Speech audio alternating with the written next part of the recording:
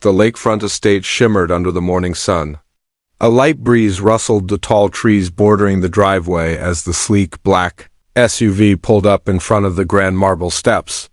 Out stepped Richard Langford, CEO of one of the fastest-growing tech conglomerates in the country. His face was locked in its usual expression, composed, cold, and pressed with the stress of 100 things left undone. He adjusted his cufflinks, glanced at his watch, and walked inside. He had just flown back from New York, a 3-day trip stacked with board meetings, media interviews, and investor dinners. He wasn't in the mood for imperfection. The door creaked open, and Richard stepped into the foyer. The air smelled of lemon polish and freshly baked bread, oddly comforting, but he wasn't paying attention to that. His sharp eyes scanned the space, calculating every detail. And then he saw it. A single coffee mug left on the glass console table near the hallway. His jaw tightened. He snapped his fingers. Janelle! From the kitchen emerged a middle-aged black woman wearing a soft blue uniform and an apron slightly dusted with flour. Her eyes were gentle, tired, but steady. Her name was Janelle Evans. She had worked for the Langford family for 22 years. She had cleaned every inch of that mansion, knew every drawer better than the owners, raised both their kids when their parents were off making empires, and she had never once spoken out of line. Richard pointed at the mug. What is this? Janelle blinked, walked over, and picked it up. Must have been Master Peter's. I'll take care of it. No, that's not the point. His voice had risen. You don't leave things out. That's not what I pay you for. This isn't a roadside diner, Janelle. This is $1 million home, and I expect it to look like one. She said nothing. She simply held the mug, looking at him, not defiant, not afraid.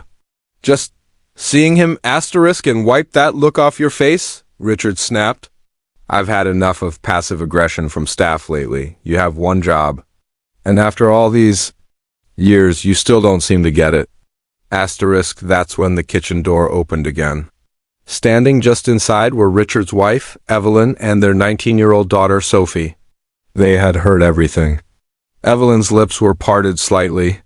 Shocked but silent, Sophie. She looked downright furious. Janelle remained calm. She looked at Richard not the way a maid looks at her boss, but the way a mother might look at a grown child throwing a tantrum. Then she said the sentence that would change the room forever. You don't pay me to care, but I did anyway. The silence that followed was deep. Richard blinked, stunned. Evelyn put her hand to her mouth. Sophie took a small step forward, her eyes wide. Janelle didn't move. She stood holding the mug as if it were something fragile and sacred. And slowly, her words began to settle in the room like dust in sunlight. You don't pay me to care. When your daughter came home crying because the girls at school called her spoiled. But I sat on her bed and listened. She took a step closer, her voice even, unshaking.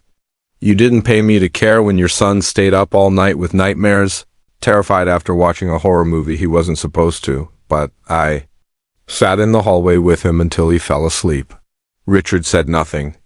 You don't pay me to know that your wife forgets to eat when she's anxious, or that you grind your teeth when you're lying, or that your father used to hit you with a belt when you spilled milk. His throat tightened. I wasn't paid to learn any of that, but I did. The mug in her hand suddenly seemed heavier than glass. It was the weight of every ignored effort, every swallowed hurt, every small kindness unacknowledged. And yet, she continued, you stand here today yelling over a coffee mug like that's the thing that matters most in this house. Evelyn sat down on the nearest chair. Sophie whispered under her breath, God. Janelle didn't stop. She wasn't angry. She was simply tired. And the truth was pouring out drop by drop. I have watched your children become people. I know who picks at their food when they're lying. I know who's afraid of the dark. I know how your daughter got her first period when you and Evelyn were in Europe. I washed the sheets. I gave her tea. I told her she was going to be okay. Her voice cracked just once. I stayed because I believed this house needed someone who actually saw it. For the first time in years, Richard didn't know what to say. I wasn't just cleaning. I was holding things together you didn't even know were broken. Asterisk, she gently placed the mug down on a nearby coaster. So, no, Mr. Langford, I didn't forget to pick it up. I just finally stopped trying to be perfect for people who never once said thank you. And with that, she walked back into the kitchen. But the echo of her words hung in the air. Asterisk, Richard stood motionless. He wasn't used to being speechless. He was a man of control, of outcomes. He crushed negotiations. He bulldozed deals.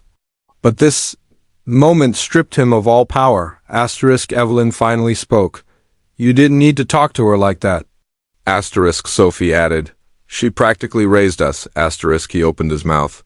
But no defense came. Asterisk, that night, Richard didn't sleep. Well, he kept hearing the same sentence over and over again. You don't pay me to care, but I did anyway. Asterisk, the next morning, he went downstairs earlier than usual. The kitchen was quiet. Janelle wasn't there. He asked the driver to take him to her neighborhood, a quiet street in the south side of the city, one he hadn't visited in over 20 years. Asterisk, he found her outside her small brick house, watering the garden. She looked up when he arrived, but didn't stop. Asterisk, Janelle, he began. I came to apologize. Asterisk, she looked at him and then turned off the hose. You don't owe me an apology, Mr. Langford. Asterisk, I think I do, he said. I think I owe you more than that. Asterisk, he reached into his coat and pulled out a small envelope. Inside was a deed. Asterisk, this is the deed to this house, he said. Paid in full, no strings. Asterisk, Janelle frowned. What? Asterisk, he swallowed. It's yours now. I should have done it years ago. Asterisk, she looked at the paper, then at him. This doesn't erase anything. Asterisk, I know, he replied, but it's a start, and I'd like to keep going if you'll let me. Asterisk, there was a pause. Asterisk, you once said you stayed because you believed the house needed someone who saw it, he continued. But maybe I needed to learn how to see it too. Not just the walls, the people, the hearts. Asterisk, tears welled in her eyes, but she blinked them back. People like you don't usually learn things like that? Asterisk, he smiled faintly. Maybe I had the best teacher. Asterisk, she looked at the deed in her hands, then back at him. You still have a long way to go. Asterisk, I know. She opened the door and invited him in. Over the next weeks, things changed. Slowly, but meaningfully, Asterisk, Richard publicly acknowledged Janelle's years of service. He established a trust in her name for domestic workers across the country, one that gave them health benefits, legal support, and educational scholarships for their children. Asterisk, at the next company gala, he brought Janelle as his guest. Not as a maid, but as a woman who had shown him something no boardroom ever could, that the real power in life isn't in dominance or perfection. Asterisk, it's in quiet, unseen kindness. Asterisk, and every now and then, when someone would ask Richard what changed him, he would smile and reply, asterisk, a single sentence, spoken by the one person I never truly saw until it was almost too late. And that's how the woman behind the coffee mug finally got seen. Not because she demanded it, asterisk, but because the world couldn't ignore her anymore.